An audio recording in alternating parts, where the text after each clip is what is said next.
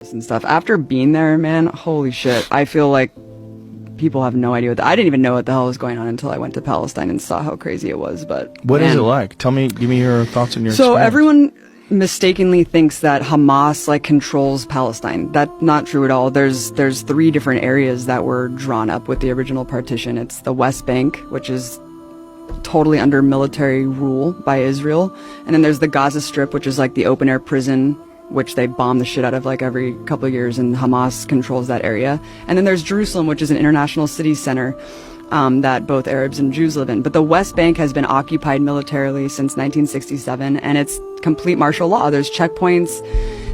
All political parties are illegal. You can't...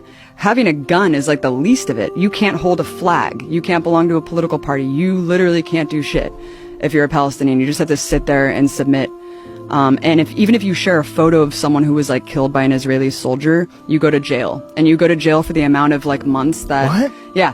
Based on the shares and likes of the photo, they'll penalize you more and put you in prison for longer and longer. I mean, I'll just tell you one story. If you put a photo on social media, like you put of someone who on Facebook, died, and they'll be like, you're sharing a martyr and inciting people to like commit suicide, like on behalf of Palestinians, you go to jail, and they put them in jail. There's 99.7% conviction rate. Kids are tortured. Kids are in prison. It is absolutely insane. We went to, the first day that we were there, we went to a funeral of some guy, some farmer who was shot by Israeli forces, and we went to the funeral. It was horrible. You know, all the women are wailing and crying, and as we're leaving, the Israeli forces had set up a checkpoint right outside of this dude's house and started tear gassing and shooting rubber bullets like at people who were simply attending the funeral, just to punish people for attending the funeral. We went to another girl's house named Aya, who got shot in the vagina for peacefully protesting at some protest, and they shot 200 people that day. One guy next to her died, another guy was paralyzed. They have a policy called shoot to cripple, where they shoot guys in the dicks. Yeah. It is fucking nuts, man. The West Bank is no joke. I thought that I was going to die several times. We were at this checkpoint going through Calandia, and there was this old man walking, like clearly drunk or something, and kind of like walking a little bit toward the checkpoint. They started shooting at him. Bullets are ricocheting off the thing. And my partner Mike, who was an invading soldier of Iraq, was just like, we're going to die. Like, they're shooting this guy. There's bullets ricocheting. It was absolutely insane. And as we go through the checkpoint, the soldier's like, hey, stay safe out there. And I was like, yeah, when you guys are arbitrarily shooting people. And the person who was driving us had just told us that a couple months prior to that, some woman, Palestinian woman, because you can't go to Jerusalem. Like, if you're Palestinian, there's like barely any Palestinians who are even allowed to go pray at the most holy site, the Dome of the Rock in Jerusalem. You can't go to the beach. You're just completely constricted in a prison, and you can't travel. And he was just telling us that months before we went through this checkpoint, someone was going through the checkpoint because they got a permit to go into Jerusalem, which is like a lifetime golden ticket, like Willy Wonka. And they're walking, and she just got executed. And then... What? Yeah, she just got executed, and she was bleeding out at this checkpoint, and her little brother tried to help her, and they shot him too. And they're like hiding the video of this. Why And this they is just a shoot day... her? Because they fucking hate Palestinians, and Palestinians are animals to these people. It's sick, man. It's sick. It's really, really sick, Joe. And I couldn't even get into Gaza. We were banned from going into this territory because I was told by the Israeli government that I was a propagandist and that I was like an enemy agent, and so I wasn't allowed to go into Gaza. So Gaza's hell, but the West Bank is under martial law, and everything's illegal, and you can't do a goddamn thing. And it's super cool. Like, we went to this place called Ramallah that was just like Oakland, where they're smoking weed. There's like openly gay people there. Like, it's just completely different than what people think of Palestine, you know?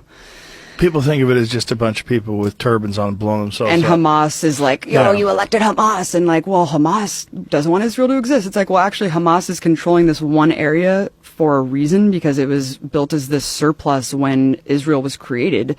Millions of refugees were put miles away from the homes that they were ethnically cleansed from and put into refugee camps in Gaza. And when the Israeli military wanted more and more land, by the way, all settlements in Israel are illegal.